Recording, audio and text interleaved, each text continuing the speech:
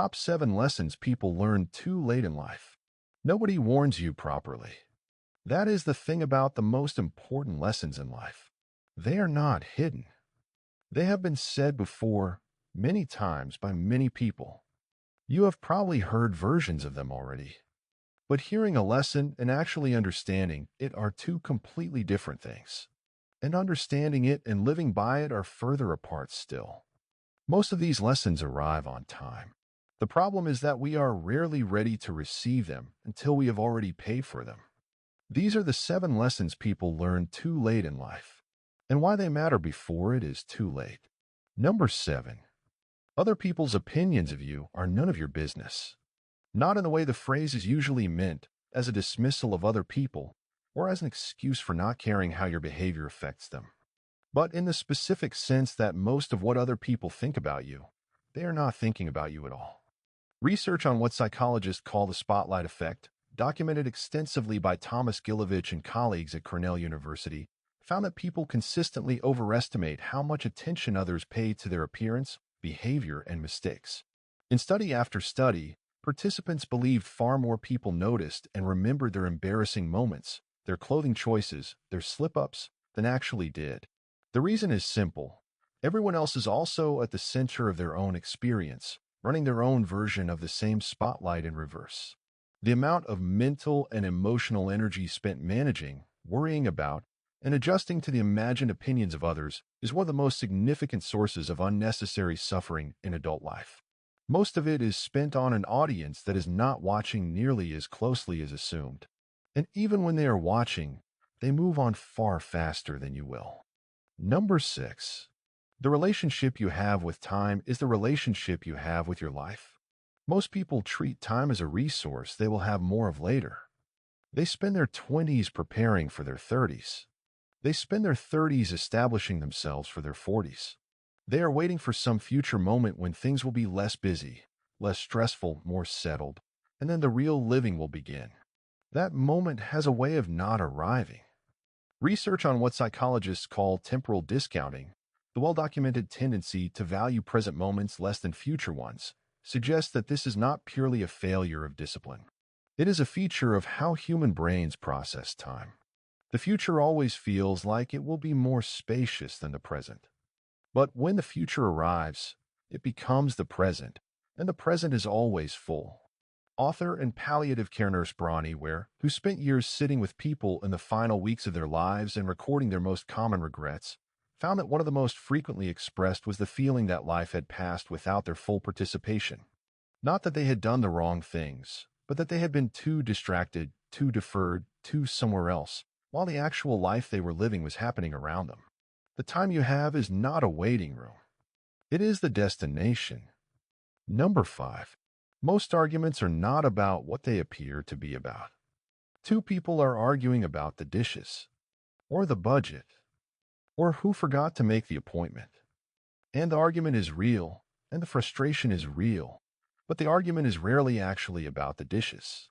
Beneath most recurring conflicts in close relationships is something that is much harder to name and much more vulnerable to admit: the feeling of not being seen, of not mattering enough, of not being valued in the way you need to be valued. The surface issue is the presenting complaint. The real issue is underneath it. Research on Please Conflict by psychologist John Gottman, whose work tracking relationship dynamics across decades has become foundational in the field, found that the content of an argument is almost never the most important thing about it. What matters is the underlying emotional dynamic, whether each person feels heard, respected, and cared for. Relationships where those underlying needs are met can sustain enormous amounts of surface conflict. Relationships where they are not met will eventually fracture, regardless of how reasonable the surface arguments become. Learning this lesson late means spending years fighting about the wrong things. Learning it earlier means asking more often, what is this argument actually about? And then having that conversation instead. Number 4. Discipline is not about willpower. It is about design. Most people approach self-improvement as a matter of trying harder. They set goals and then rely on motivation and willpower to carry them through. And when they fall short, which almost everyone does, They conclude that the problem was insufficient effort or insufficient character. The research says otherwise.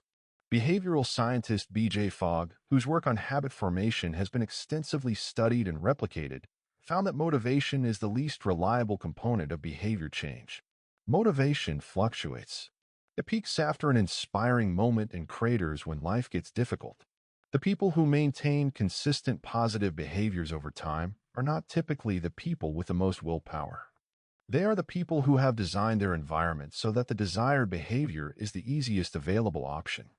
James Clear, building on this and related research in his widely read work on habits, describes the principle as friction reduction, making the behaviors you want to do easier and the behaviors you want to avoid harder. The person who exercises consistently is often not more disciplined. They sleep in their workout clothes. Their gym bag is by the door. The decision was made before the morning arrived. Learning this lesson late means years of blaming yourself for failures that were actually failures of design. Learning it earlier means building the environment first and letting the behavior follow. Number 3. The quality of your life is largely determined by the quality of your relationships. Not your achievements, not your income, not your status or your productivity or the efficiency with which you manage your time. The clearest predictor of human well-being, across culture, across class, across almost every measure researchers have used, is the quality of the relationships a person maintains. The Harvard Study of Adult Development, one of the longest-running studies of human life, followed the same group of people for over 80 years across multiple generations. Its conclusions, summarized by longtime study director Robert Waldinger, were striking in their simplicity. The people who were happiest and healthiest in old age were not the ones who had achieved the most or earned the most. They were the ones who had maintained warm, close relationships throughout their lives. Loneliness, the study found, is as damaging to health as smoking 15 cigarettes a day. Chronic loneliness is associated with accelerated cognitive decline, weakened immune function, and significantly shorter life expectancy. Most people spend a majority of their waking hours on work and productivity, and fit relationships around the edges. The research suggests this is exactly backwards. Relationships are the main event. Everything else is the context in which they happen. Number 2. You will not regret the risks you took. You will regret the ones you did not. This is one of the most frequently reported findings in research on end-of-life regret, and one of the least heeded while there is still time to act on it. Psychologist Daniel Kahneman, whose research into human happiness and regret has been among the most influential in the field, found that people are significantly more likely to regret an action than action over the long term. In the short term, actions that go wrong feel worse than opportunities missed. But as time passes, the calculus inverts. The failed attempt fades. The missed opportunity stays. Bronnie Ware, in her research with dying patients, found that the most common category of regret was not the things people had done. It was the things they had not done. The career they did not pursue. The relationship they did not repair. The place they did not go.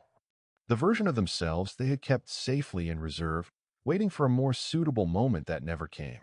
The risk feels enormous in the moment it is taken. It almost never feels as large in memory.